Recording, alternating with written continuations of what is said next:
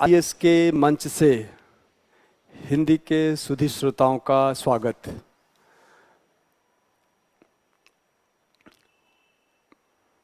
व्याकरण में चलिए, व्याकरण में हमने कैसे प्रश्नों का समाधान करना है इस बारे में कल चर्चा की थी, पिछली वीडियो में चर्चा की थी।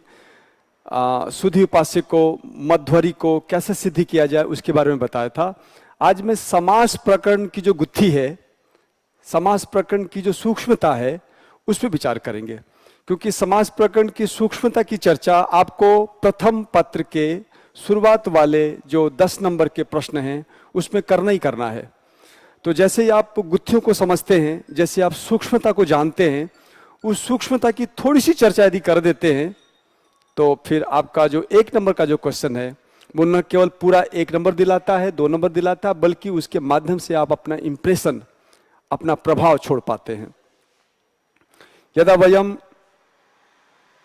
सर्वां प्रक्रियां स्वीकृत्य संस्कृतं पठामः, यदा वयम शास्त्रीयां पद्धतिं स्वीकृत्य सर्वं खलु अवगच्छामः, तदा किं भवति? तदा संक्षेप रूपेण यदा वयम किमपि लिखामः, तत् संक्षिप्त लेखनेपि सा प्रक्रिया, सा सूक्ष्मता दृश्यते। तस्य दर्शनेन यः खलु परीक्षकः सः प्रसन्नो भवति, तेन ज्ञायते यत् अयं छात्रः, अयम् अभ्यर्थी सम्यक् गुरु सेवा शुश्रूषुः, सम्यक् अध्येता, यः खलु सः खलु छात्रः तत्त्वं जानाति, वैशिष्टं जानाति, सूक्ष्मं जानाति। अतः अयं प्रभुतैः अंकैः पुरस्कार्यः इति सः चिन्तयति परीक्षकः। यदि वयं तथा न कुर्मः, येन केन प्रकारेण अशुद्ध वाक्यलेखन पुरस्सरं संस्कृतस्य प्रयोगादीन् निर्मापयामः, तर्हि तस्य प्रभावः अतीव निंदितः, अतीव नकारात्मकः जायते परीक्षकेषु। अतः अस्माभिः एतद् ध्यातव्यं, श्रूयताम्, अस्माभिः एतद् ध्यातव्यं, यदा वयं किमपि लिखामः, यदा वयं किमपि वदामः, यदि तत्र शुद्धता अस्ति, यदि तत्र सूक्ष्मता अस्ति, यदि तत्र प्रक्रिया अस्ति, यदि तत्र प्रस्थान अनुकूलता अस्ति, यदि तत्र शास्त्रीयता, पारंपरिकता, एतादयः एतादीनि तत्त्वानि सन्ति, तर्हि भवल्लेखनी अतीव प्रभावम् उत्पादयति। आगम्यताम् अद्य वयं संस्कृत समास विषये किमपि पठामः। संस्कृत समास विषये किमपि पठामः। एतत् खलु यद् वयं पठामः तत् सर्वं ज्ञानाय, यदा यत्र या अपेक्षते तत् वयम् अनन्तरं कर्तुं शक्नुमः। सर्वप्रथमं खलु वयं सम्यक्तया समास विधिं ज्ञातुं प्रयतिस्य अस्माभिः वयम् अवलोक्यताम्। देखिए, जैसे समास है, समासः,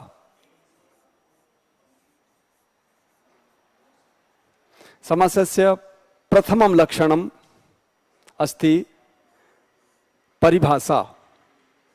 तो परिभाषायां किं भवति? परिभाषा में लिखेंगे आप समसनं समासः। परिभाषा, परिभाषा।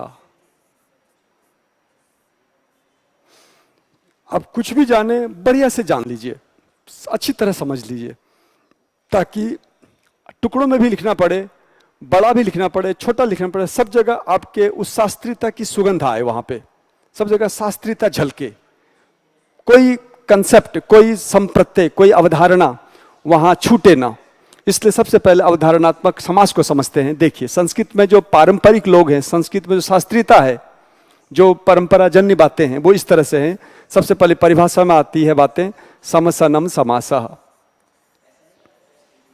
समसनं समासः। अब इसको हम ज्यादा विस्तृत नहीं करेंगे, ये समसनम समासः, ये परिभाषा है। समसनम समासः। समसनम समासः का क्या अर्थ है? समसनम समासः का अर्थ है समसनम यानी संक्षेपीकरण, किसी भी चीज का संक्षेपीकरण करना समास होता है। और ये समास हैं कितने प्रकार के? तो ये समास है 5 प्रकार का, समसनम समासः। हम दूसरे रूप में इसका भेद लेते हैं, भेदाः। भेदा देखेंगे आप तो भेदा है समासः पंचधा। समासः पंचधा। समासः पंचधा 5 प्रकार का समास है। इसकी हिंदी करने की आवश्यकता नहीं है, संस्कृत माध्यम, संस्कृत में बात हो तो ज़्यादा अच्छा है। तत्र समासस्य भेदः कति पंचधा। फिर हम तीसरी बात लिखेंगे, सबसे पहला समास कौन सा है? अव्ययीभाव। वो कौन कौन सा है? अव्ययीभावः। अव्ययीभावः। अव्ययीभाव से पहले अच्छा होगा हम केवल समास को ले लें, हालांकि छोटा सा है वो। सबसे पहला समास है केवल समासः। केवल समासः। हमारा ये क हो गया, ख अव्ययीभावः।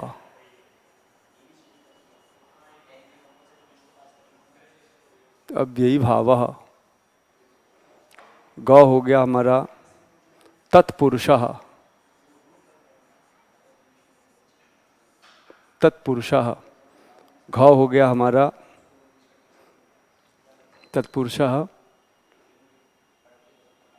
बहुव्रीहिः। बहुव्रीहिः। और पंचम समास है द्वंद्वः।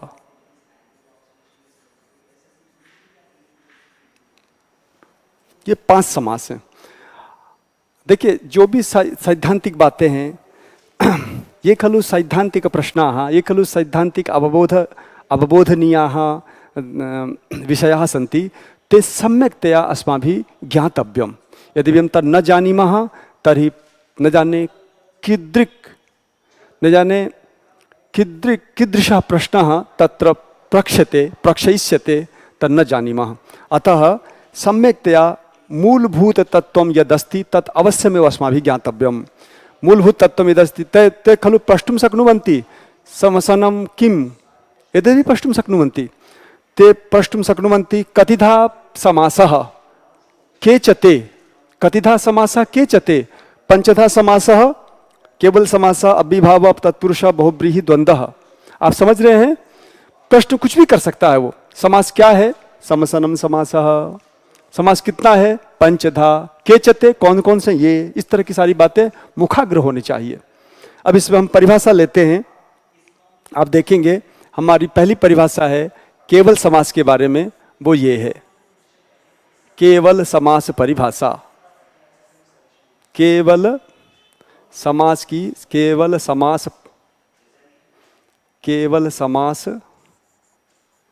परिभाषा। केवल समास परिभाषा। यदि आप गलती करेंगे तो आपको नंबर नहीं मिलेगा। और इसको समझने के लिए केवल समास परिभाषा, यदि आपने ऐसा लिख दिया तो इसका स्पष्ट मतलब है कि आप संस्कृत के अनाड़ी हैं। ये जो आपने लिखा है ये अनाड़ी हैं, आप कुछ नहीं जानते संस्कृत में। क्योंकि अपदम न प्रयुंजीता, कभी भी हम बिना विभक्ति लगाए इस तरह के शब्द का प्रयोग नहीं कर सकते। हमने यहाँ जो लिखा है केवल समास परिभाषा, केवल समासस्य केवलस्य समासः केवल समासः, केवल समासस्य परिभाषा केवल परिभाषा, इस प्रकार से हमने इसकी वो समास किया हुआ, इसलिए हमने इसको एक समस्त पद के रूप में लिखा हुआ है। या यदि इस तरह से लिखते हैं तो ये गलत होगा। हिंदी के संस्कार के कारण बहुत से बच्चे इस तरह की बात लिखते हैं जो गलत हो जाता है। ये हमारी मूर्खता प्रदर्शित करती है। आप संस्कृत लिख रहे हैं, इस तरह से मूर्खता प्रदर्शित होती है अलग अलग लिखने का, इससे ही आपके नंबर घटने लगते हैं। ऐसा न लिख के हम क्या लिखेंगे? केवल समास परिभाषा। और परिभाषा क्या लेंगे? तत्र विशेष संज्ञा विनिर्मुक्तः, विशेष संज्ञा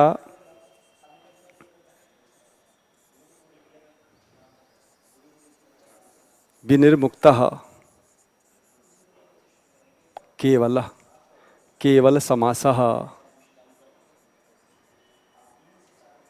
केवल समासः। ये हमारी पहली परिभाषा हो गई। तो ये केवल समास की परिभाषा। दूसरा हम क्या लेंगे?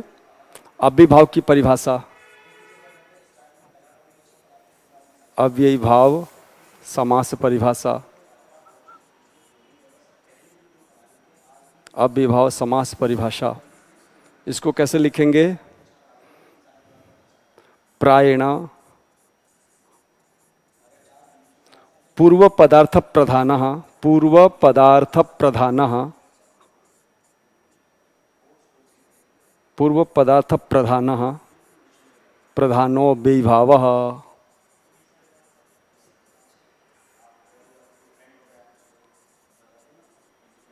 विभावः। इसको आपको अस्माभिः खलु एतत् सर्वं सम्यक् मुखाग्रे कर्तव्यम्। यदि वयम् एतत् तत्त्वम् एतत् लक्षणं मुखाग्रे कुर्मः तर्हि एव अयं नियमः लाभदायकः। तृतीयः खलु समासः अस्ति अस्माकं तत्पुरुषः। तत्पुरुष विषये वयं किं संस्कृतेन लिखामः? तत्पुरुषः तत्पुरुषः।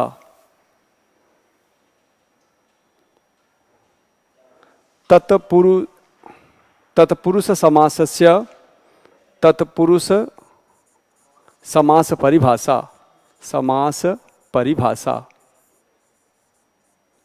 तत्पुरुष समास परिभाषा यदि वयं लेखितुम् इच्छामः तर्हि अस्य परिभाषा अस्ति प्रायेण उत्तर पदार्थ प्रधानः प्रायेणोत्तर पदार्थ प्रधानः उत्तर पदार्थ प्रधानः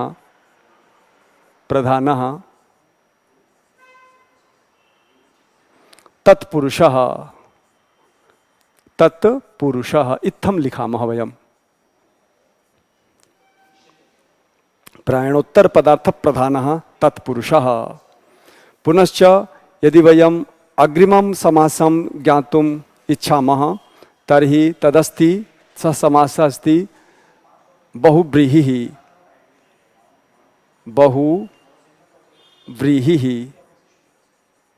बहुव्रीहेः परिभाषा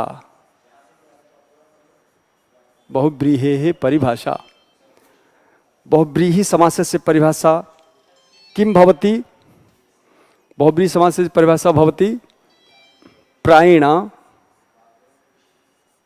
प्रायेणान्य पदार्थ प्रधानः नान्य पदार्थ प्रधानः नान्य प्रायेण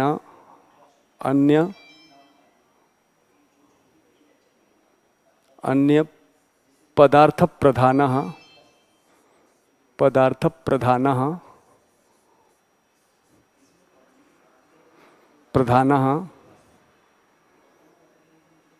प्रायेण अन्य पदार्थ प्रधानो। अत्र संधिं कृत्वा सम्यक् लेखितुमिच्छाम्यहं। प्रधानो बहुव्रीहिः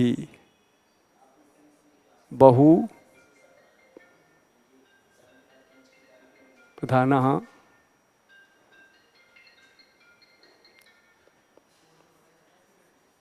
बहुव्रीहिः। अयमस्ति तावत् चतुर्थस्य बहुव्रीहि समासस्य परिभाषा। अत्र किं ज्ञातव्यं न ज्ञातव्यं तदस्ति तत् खलु अन्यासु भाषासु लिखितासु टिप्पणीषु द्रष्टुं शक्यते। अत्र खलु संक्षेपेण यदि वयं ज्ञातुम् इच्छामः तर्हि एताः परिभाषाः विविधसमासानां पञ्चमस्तावदस्ति समासः। अत्र सः अस्ति द्वन्द्वसमासः। द्वन्द्वस्य परिभाषा यतोहि एतेषु समासेषु कमपि समासम् आधारीकृत्य ते प्रश्नं प्रष्टुम शक्नुवन्ति, अतः अस्माभिः ज्ञातव्यं द्वन्द्वस्य परिभाषा तदस्ति प्रायेण प्रायेण उभय पदार्थ प्रधान, उभय पदार्थ प्रधानः पदार्थ प्रधानः प्रधानो द्वन्द्वः द्वन्द्वः पंचमः। अयं खलु पंचमः अन्तिमश्च समासः पंचमः। एते खलु परिभाषाः समासानाम्। इतः परं यद् आयाति क्रमप्राप्तः यः विषयः अस्ति सः अस्ति सिद्धि प्रक्रिया। अवलोक्यताम्।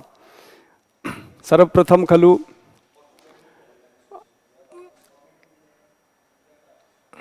प्रथमः समासः यः अस्ति क क्रमाङ्के यद् वयं पूर्वं लिखितवन्तः सः समासः अस्ति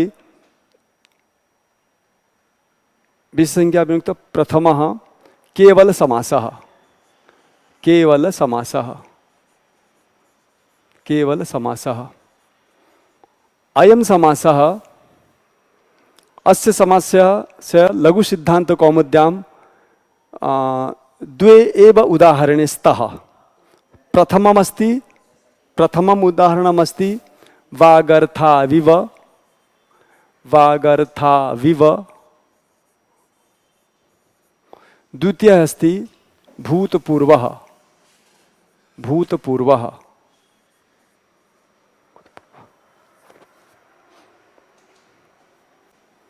द्वावेव उदाहरणे स्तः।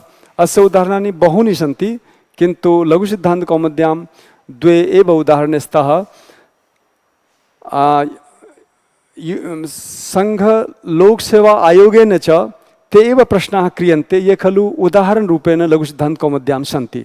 ते न कदापि एतदाधारीकृत्य अन्यानि उदाहरणानि पृच्छन्ति इत्थं ते कदापि न कुर्वन्ति। ते ये खलु उदाहरणानि सन्ति तत्र यानि तान्येव ते पृच्छन्ति।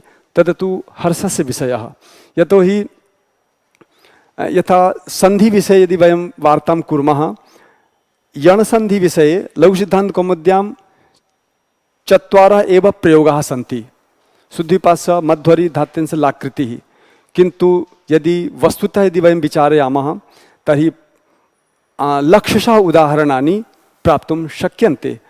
किन्तु संघलोकसेवा आयोगेन कदापि अन्यम् उदाहरणं न पृष्टवान् अस्ति।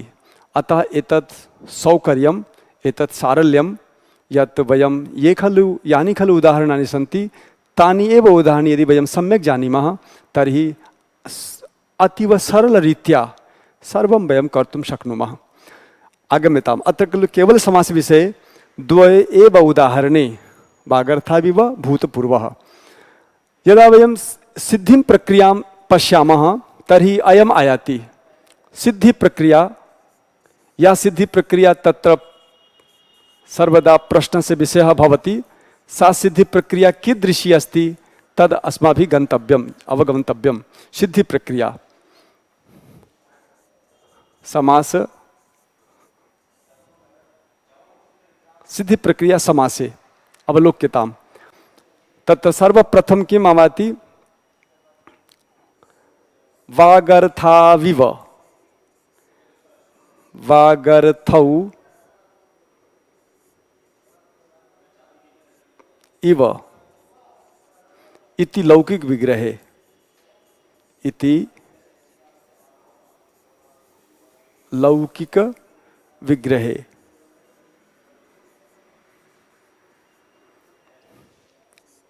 हम जब सिद्धि प्रक्रिया, क्योंकि सिद्धि प्रक्रिया से संबंध 2-3 लाइनें आपसे लिखवाई जाती हैं, यदि आप पूरी प्रक्रिया को ठीक से समझेंगे तो उन 2-3 लाइनों में भी ऐसी खुशबू छोड़ देंगे, आप ऐसी प्रक्रिया के शब्दावली का प्रयोग कर देंगे कि परीक्षक समझ जाएगा कि हाँ, इस छात्र ने परिश्रम किया हुआ है। यह छात्र उन अवधारणाओं को समझता है जिन सूक्ष्म अवधारणाओं के तहत हमारे समाज के रूप बनते हैं। तो देखिए, सबसे पहले हमारे यहाँ समाज सिद्ध करने में सबसे पहला काम होता है लौकिक विग्रह का दिग्दर्शन। इसके बाद आता है दूसरे नंबर पे अलौकिक विग्रह का दिग्दर्शन। वागर्थ औ और इव, बागर्थ औ और इव, इति बागर्थ औ इत्य लौकिक विग्रह,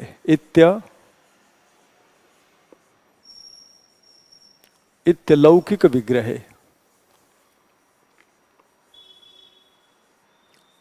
इत्य लौकिक विग्रह, बागर्थ औ इव इत्य लौकिक विग्रह। 3 नंबर में हम लिखेंगे, अब यहां पे ऐसी स्थिति में समास की जो प्रक्रिया है, ऐसी स्थिति में समास होता है। सहसुपा नाम का सूत्र है जो आपके केवल समास में प्रवृत्त होता है, केवल समासे, केवल समास में जो प्रवृत्त होगा उसके सूत्र का नाम है सहसुपा। तो हम यहां लिखेंगे सहसुपा, सहसुपा इत्यनेन, सहसुपा इति समास संज्ञायाम, सहसुपा इति समास संज्ञायाम,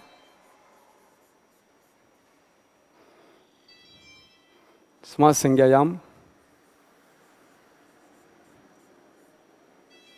सुपो धातु प्रातिपदिकयोः,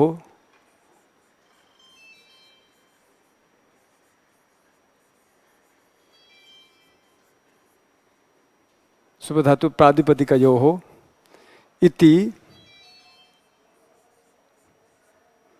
इति शुभ लुकी प्राप्ते, इति शुभ लुकी प्राप्ते। समझने की बात यह है कि यहां जो बागर्थ में औ है इसका लोप होने चला, क्योंकि ऐसा सामान्य नियम है कि जब कभी हम समास करते हैं तो समास संज्ञा होने के बाद शुभ का लुक हो जाता है। तो शुभ का लुक होने के बाद औ का लोप होकर के फिर आपस में इनका मिलन होता है। तो यहां पर ऐसी स्थिति नहीं है। यहां पर जो हम मिलन करने जा रहेंगे तो औ जो है, औ, इस औ का लोप नहीं होता है, क्योंकि यहां पर एक नियम है जिस नियम के तहत अब इससे प्राप्त हुआ। आप समझिए चीज को, औ होता, औ का सामान्य प्रक्रिया के तहत जो शाश्वत प्रक्रिया है समास का, उसके तहत औ का लोप होना चाहिए था समास संज्ञा करने के बाद। सुप धातु प्रातिपदिक यहां पे सुप का लोप करता है, इसका लोप होना चाहिए था। लेकिन एक नियम है, इवेन समासो विभक्त लोपश्च, इवेन समासो, इवेन समासो विभक्ति लोपश्च, विभक्त्य लोपश्च।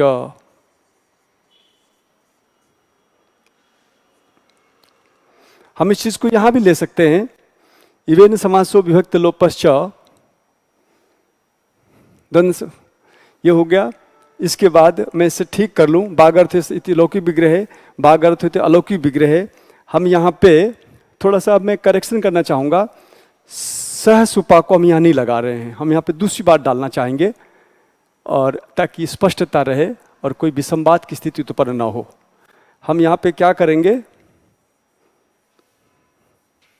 देखिए सहसुपा यहां ने लगा करके एक विशेष वार्तिक का प्रोविजन है, विशेष वार्तिक के प्रयोग की यहाँ पे आवश्यकता पड़ी है, उसको लगाएंगे, इति लौकिक विग्रह। और 3 नंबर में हम लिखे ना, इवेन समासो विभक्त लोपश्च, इवेन समासो, इवेन समासो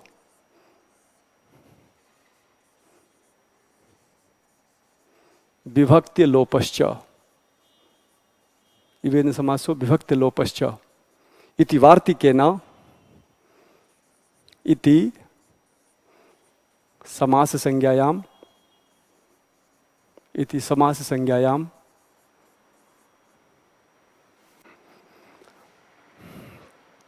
सुपो धातु प्रातिपदिकयोः, सुपो धातु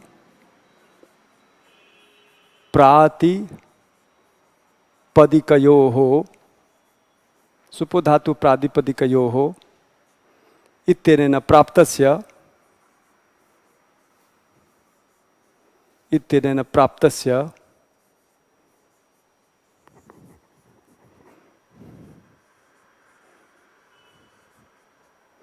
विभक्ति लोपस, प्राप्तस्य विभक्ति लोपस्य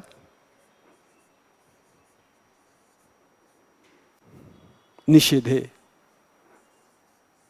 अब देखिए, यदा वयम सर्वप्रथम तो औ इव इत्यलौकिक विग्रहे कृते इवेन समासो विभक्ति लोपस्य इति वार्तिकेन किम अभवत् तेन खलु औ इत्यस्य लोपस्य अभावः कृतः। औ इत्यस्य लोपः सुपो धातु इत्यनेन प्राप्तः आसीत्, तस्य अनेन वार्तिकेन निषेधः कृतः। तथा च अनेनैव वार्तिकेन समास संज्ञापि विहिता। समास संज्ञा अनेन कृता, तथा च औ इत्यस्य लोपस्य अभावः स्यात् इत्यपि अनेन नियमः निर्मितः, नियमः कृतः। तस्मात् कारणात् स्थिति संजाता, का स्थिति संजाता? स्थिति संजाता ईदृशी वागर्थौ वागर्थ औ इव इति जाते, इति वागर्थ औ इति जाते।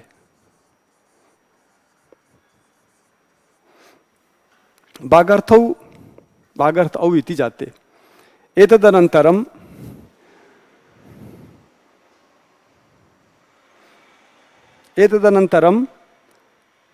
वयं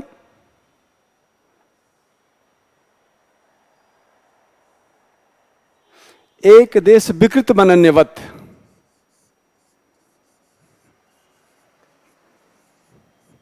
एक देश विकृत मनन्यवत,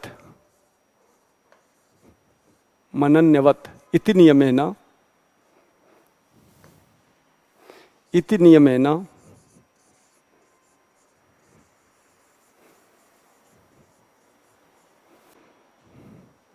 पुनः विभक्ति कार्ये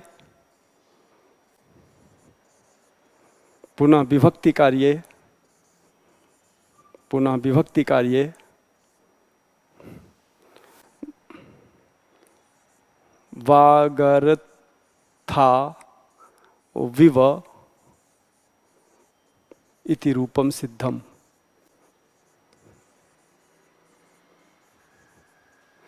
वास्तव में हुआ ये है, अत्र खलु किम जातम तद अवलोकनीयम। पूर्वं तु वागर्थ औ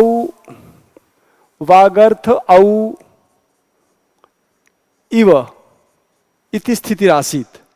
अनन्तरं वागर्थ औ इति स्थिति आसीत्। समासत्वात् प्रातिपदिका शुभ धातु प्रातिपदिको इत्यनेन औ इत्यस्य लोपः प्राप्तः आसीत्, तस्य निषेधः कृतः। पुनश्च अस्य प्रातिपदिक संज्ञा जाता। प्रातिपदिक संज्ञायां कृतायाम् अ औ इत्यनयोर मध्ये प्रथमयोः पूर्वसवर्ण इत्यनेन वृद्धौ इत्यनेन, यहाँ पे आ और औ को मिलके हमने वागर्थौ बनाया। वयम वागर्थौ इति कृतवन्तः। वागर्थौ इव इति जाता है। अ औ के बीच में क्या हो गया? प्रथमयोः पूर्व सवर्ण से यहाँ पे औ वृद्धि होकर के ऐसा बना। इसके बाद जो इव है, इव के साथ फिर अयादि संधि हुई। जब अयादि संधि हुई तो बना वागर्था विव, ऐसा बन गया। तो इसको हमने संक्षेप में विभक्ति कार्य के अंतर्गत डाला है। हमने विभक्ति कार्य जो कहा है, इसमें सारी प्रक्रिया शामिल हो जाती है। वैसे भी इतनी विस्तृत रूप से वहाँ पूछा नहीं जाता है, लेकिन छोटे से प्रयोग को भी सिद्ध करने के लिए यदि हमारे पास पूरा कंसेप्ट हो तो हम इन कंसेप्ट की बात को, अवधारणा की बात को लिख देते हैं संक्षेप में, तो एक तरह से बहुत ही प्रभावी अंक आप प्राप्त कर सकते हैं। इस प्रकार से हमारा वागर्थाव्यवति सिद्धम हुआ। ये पद्धति है, ये तरीका, इसके अनुसार रूप बनते हैं। तो मैं एक और प्रयोग जो इसी से संबद्ध है, उसका नाम है भूतपूर्वः। इसको भी यदि सिद्ध कर लेते हैं तो आप देखेंगे कई वर्षों में ये प्रश्न आए हुए हैं, उसको कैसे सिद्ध करना है उस पर हम चर्चा आगे कर सकेंगे। तो देखिए, हमारा अगला जो समास है वो है भूतपूर्वः। जैसा मैंने आपको पहले बताया कि यहाँ पर आप सबसे पहले लौकिक विग्रह करते हैं। नंबर 1, पूर्वम भूतः, पूर्वम भूतः इति लौकिक विग्रह इति लौकिक विग्रह। दो अंक संख्या में क्या करते हैं हम? पूर्व अम भूतसु भूतसु इत्यलौकिक विग्रह, इत्यलौकिक विग्रह। तो देखा आपने, सबसे पहले हम क्या कर रहे हैं? लौकिक विग्रह कर रहे हैं। लौकिक विग्रह के बाद हम इसको अलौकिक विग्रह में जा रहे हैं। तो और लौकिक अलौकिक विग्रह बताने के बाद हम इसे अगली प्रक्रिया में जाएंगे। तो अगली प्रक्रिया क्या है? अगली प्रक्रिया है, ऐसी स्थिति होने के बाद सुप सुपा, सह सुपा जो सूत्र है आपका, सह सुपा इति सूत्रेण समासे, सह सुपा इत्यनेन समासे। समासे का मतलब ये भाषा है संस्कृत की। समासे में समास होने पर, समासे। चौथी प्रक्रिया है समासे, समासत्वात् प्रातिपदिकात्, समासत्वात् प्रातिपदिकात्, समासत्वात् प्रातिपदिकात्, सुपो धातु प्रातिपदिक, जो पहले सूत्र आ चुका है, इति सुबलुकी। जब सुबलुक हो गया तो क्या बचा? स्थिति देखिए, तब बचा, यानी समास होने के बाद प्रातिपदिक संज्ञा होकर के सुप धातु प्रातिपदिक सुप का लुक हो गया। तो ये जो आपका अम दिख रहा है, इस अम का सु का लोप हो जाएगा। तो क्या बचेगा? तब स्थिति बचेगी पूर्व और भूत इति जाते, पूर्व भूत इति जाते, ऐसी स्थिति बची। हमें बनाना क्या? भूतपूर्व बनाना है। यहां तो पूर्वभूत बना हुआ है, भूतपूर्व की बजाय पूर्वभूत बना हुआ है। अब इसके बाद भगवान पाणिनि का एक सूत्र है, भूतपूर्वे चरट, भूतपूर्वे चरट, एक सूत्र है, चरट इति सूत्र निर्देशात, इति सूत्र निर्देशात, सूत्र में निर्देश है, सूत्र में भूत शब्द का पूर्व प्रयोग है। इति सूत्र निर्देशात, भूत शब्द से पूर्व प्रयोगे, इति सूत्र निर्देशात। ये कौन सा क्रम था? चौथा था। शुभ लोक के भूतपूर्व इति जाते। तो हमारा पांचवा क्रम बनेगा। पांचवा क्रम क्या बन रहा है? भूतपूर्व चरित निर्देशात, भूत शब्द से पूर्व प्रयोगे, भूत शब्दस्य पूर्व प्रयोगे, पूर्व प्रयोगे। और जब भूत शब्द का पूर्व प्रयोग किया तो स्थिति बनी भूत पूर्व इति जाते, भूत पूर्व इति जाते, ये स्थिति बनी। और छठी स्थिति है एक देश विकृत। अब देखिए, हमारी जो प्राथमिक संज्ञा हुई थी, हमने जो समास संज्ञा की थी, प्राथमिक संज्ञा की थी, वो की थी हमने भूत अम पूर्व सु की, भूत अम पूर्व सु की पहले पहले प्राथमिक संज्ञा हुई थी। और अब इस पूरी स्थिति बदल गई। यहाँ पे देखिए, भूतपूर्व में हमने अम का लोप किया, हमने सु का लोप किया, हमने पूर्व को पीछे और भूत को पहले रखा। इस तरह से भूत पहले पूर्व पीछे गया। तो एक बदलाव, दो बदलाव, तीन बदलाव, चार बदलाव किया हमने।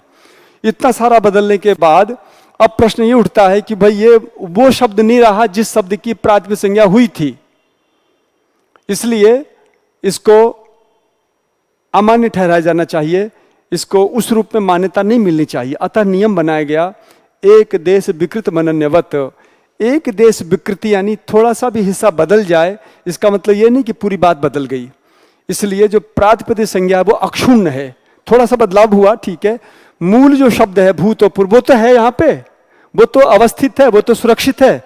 मूल तत्व चूंकि सुरक्षित है, केवल 2-3 बातें बदली हैं, अब उपरांत इसके हम इसको मूल शब्द ही मानेंगे और इसमें जो बातें हुई हैं उसको हम अक्षुण्ण मानेंगे। तो भूत शब्द से पूर्व प्रयोग है, भूत पूर्व इति जाते, और प्रातिपदिक संज्ञा या अक्षुण्णत्व, एक देश विकृत मनन्यवत, यहां लेंगे हम एक देश विकृत मनन्यवत, विकृत मनन्यवत, मनन्यवत इति नियमेन, इति नियमेन प्रातिपदिक संज्ञा या अक्षुण्णत्वात्, प्रातिपदिक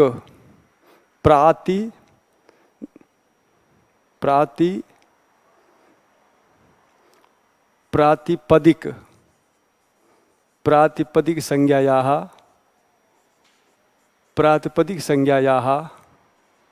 अक्षुण्णत्वात्, प्रातिपदिक संज्ञा अक्षुण्णत्वात्, प्रातिपदिक अक्षुण्णत्वात् विभक्ति कार्ये, विभक्ति कार्ये। अब देखिए विभक्ति कार्य पे आगे हम, विभक्ति कार्य, विभक्ति कार्य का मतलब भूतपूर्व शब्द से सुविभक्ति आई, सु के उ का अनुबंध लोप हुआ, स बचा, स का ऋतु विसर्ग हुआ और फिर जाकर के हमारा काम बना भूतपूर्व। विभक्ति कार्य भूतपूर्व इति रूपम सिद्धम, भूतपूर्वः, भूतपूर्वः इति रूपम सिद्धम, इति रूपम सिद्धम। मैं आपकी जानकारी के लिए ये पूरी प्रक्रिया बता दूं कि ये विभक्ति कार्य क्या मतलब है। विभक्ति कार्य देखिए छोटा सा यही है, संस्कृत की जो सुंदरता है, संस्कृत की जो सूत्रात्मकता है, बहुत ही खूबसूरत है, बहुत ही सुंदर है, अतिशय आह्लादक है। विभक्ति कार्य में आपके पूरे 2 पेज की बात समाहित है, विभक्ति कार्य में पूरे 2 पेज की बात समाहित है। यदि हमें जब मौका मिले तो मैं बताऊंगा कैसे विभक्ति कार्य में 2 पेज की बात आ सकती है। मैं संक्षेप में विभक्ति कार्य को बताता हूं, लेकिन उससे पहले मैं इसे उपसंहरण कर दूं। वो ये है कि भूतपूर्व चरण, इस सूत्र के निर्देश से भूत शब्द का पूर्व प्रयोग हुआ तो भूतपूर्व बना, और फिर इसके बाद एक देश विकृत मनन्यवत, जैसे मैंने बात की आपके अम सु भूतपूर्व, इन सबका काफी हेर फदल हो चुका है, बावजूद इसके भूतपूर्व ही रहेगा, वो दूसरा नहीं बनेगा। ये हमने सिद्धांततः सिद्ध किया, क्योंकि हमारा नियम है एक देश विकृत मनन्यवत, छिन्ने पुच्छे कुक्कुरा एवं न तो गर्दभः, पूछ के कट जाने पर भी कुत्ता कुत्ता ही होता, गधा नहीं होता। इतने सारी बातों के बदलाव होने पर भी जो हमारा मूल शब्द है भूतपूर्व ही है, इसलिए एक देश विकृत मनन्यवत, इस नियम से प्रातिपदिक संज्ञा अक्षुण्ण थी, प्रातिपदिक संज्ञा इसकी अक्षुण्ण होने के कारण हमने विभक्ति कार्य किया। विभक्ति कार्य करने के बाद सुविभक्ति आई, सु में उ का लोप हुआ, स बचा, स को रू हुआ, रू को र हुआ, र को विसर्ग हुआ, तो हमारा शब्द बना भूतपूर्वः। इस प्रकार से ये प्रक्रिया होती है।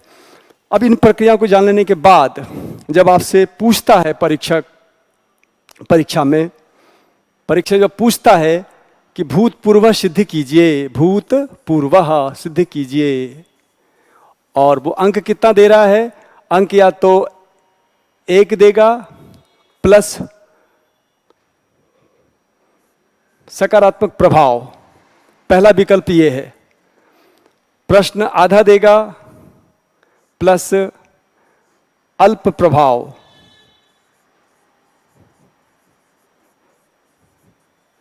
प्लस अंक 1/4 देगा, और नेगेटिव प्रभाव, क्या कहेंगे हम इसको, नकारात्मक प्रभाव।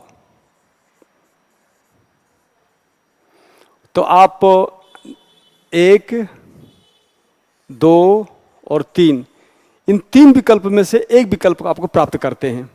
यदि आप सुस्पष्ट और प्रबुद्ध व्युत्पन्न गुरु से पढ़े हुए नहीं हैं, न भवान यदि अधीतवान व्युत्पन्नेन गुरुना, व्युत्पन्नेन गुरो, व्युत्पन्ना गुरो हो, तर्हि भवान एतादृशम प्रभावम स्वीकरोति, क्योंकि आप 1/4 नंबर भी लाएंगे और प्रभाव आपका जाएगा नकारात्मक। यदि आप कुछ ठीक ठाक गुरु से पढ़ें तो ऐसा होगा, यदि आप बहुत ही परिश्रमी और पूरी परंपरा को ठीक से समझने वाले आचार्य से पढ़े हुए हैं, तो न केवल आप पूरे 1 नंबर प्राप्त करते हैं, बल्कि आप प्रभाव भी सकारात्मक पैदा करा के आगे बढ़ते हैं।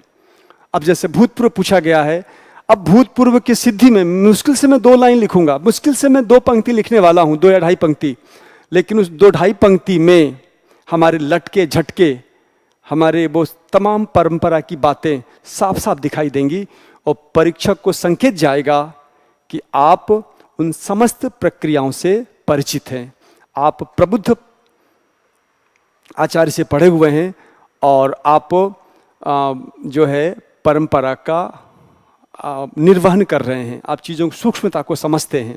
तो देखिए इसकी सिद्धि में हम क्या करने वाले हैं, मुश्किल से 2 लाइन में सारी बात आ जाएगी। हम पहले लिखेंगे भूतपूर्वः, पूर्वम भूतः इति लौकिक विग्रहे, लौकिक विग्रहे, पूर्वम भूत इति लौकिक विग्रहे, पूर्वम भूतसु इति अलौकिक विग्रहे,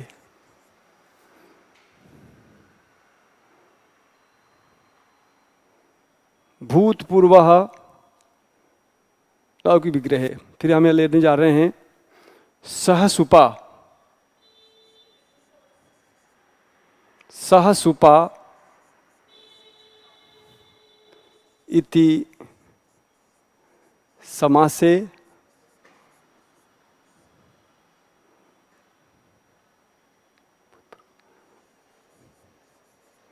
भूत इति पदस्य पूर्व प्रयोगे, भूत इति पदस्य पूर्व प्रयोगे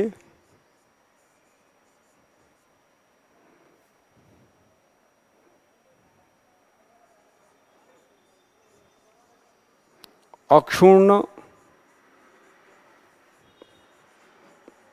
प्रातपदिकात, प्राति अक्षुण्ण प्राति अक्षुण्ण प्रातिपदिकात, प्रातिपदिकात भूतपूर्वात विभक्ति कार्ये, विभक्ति कार्ये भूतपूर्वः इति रूपम सिद्धम, भूतपूर्वः इति रूपम सिद्धम। चूंकि ये बॉक्स में है, ज्यादा दिख रहा है, निश्चित रूप से ये 2 लाइन से ज्यादा का नहीं है। यदि आप ऐसा लिखते हैं तो आप ये प्रभाव क्रिएट करेंगे, यदि आप इनमें से लिखते हैं तो कम प्रभाव और नकारात्मक प्रभाव आप क्रिएट करेंगे। इसलिए अच्छा, इसमें आप देखेंगे कितना संक्षेप में लौकिक विग्रह, अलौकिक विग्रह और अक्षुण्णता और प्रातिपदिकात बातें लिख के मैंने उनको याद दिलाई है कि श्रीमन पीछे की जो चीजें हैं, जो शास्त्रीयतापूर्ण बातें हैं, उन सब का मुझे बोध है, हमें समझ है, और उसकी तरफ मैंने संकेत मात्र दिया है, क्योंकि शब्द सीमा का, समय का हमारी मर्यादा है, इसलिए हम उसकी पूरी विस्तृत प्रक्रिया में नहीं जा रहे हैं। ये आप संकेत में बता रहे होते हैं और आप प्रभाव पैदा करते हैं प्लस, और आप नंबर प्राप्त कर रहे होते हैं 1, लेकिन प्रभाव जो है वो ज़्यादा महत्वपूर्ण होता है। उस प्रभाव के सहारे हम आगे के प्रकरणों में प्रभुत अंक प्राप्त करने की मनसा रखते हैं। और जब प्रभुत अंक प्राप्त करने की बात आती है तो हम किसी की दया पर निर्भर नहीं हैं, हम केवल और केवल संस्कृत की वैज्ञानिकता पर, संस्कृत में किए गए हमारे श्रम पर, शुद्धता की पराकाष्ठा को छूने के कारण हम एकदम व्यवस्थित रूप से चीज़ों को प्रस्तुत करेंगे। परीक्षक महोदय बाध्य होंगे कि वो, क्योंकि ये गणित जैसी चीज़ें हैं, गणित जैसी बातें हैं, थोड़ा सा संप्रत्यय, बाकी सारा का सारा आपका और हमारा मेहनत, पूरे अंक के हम दावेदार बनते हैं। तो मैं आज अपनी समास वाली प्रक्रिया से संबद्ध बात को यहीं ख़त्म करता हूँ, समाप्त करता हूँ, और अगले वीडियो में मैं किसी और इसी तरह के उत्कृष्ट और परंपरा अनुरोधी चीज़ों को लेकर प्रस्तुत होऊंगा। तब तक के लिए साधुवाद, धन्यवाद, जय हिंद।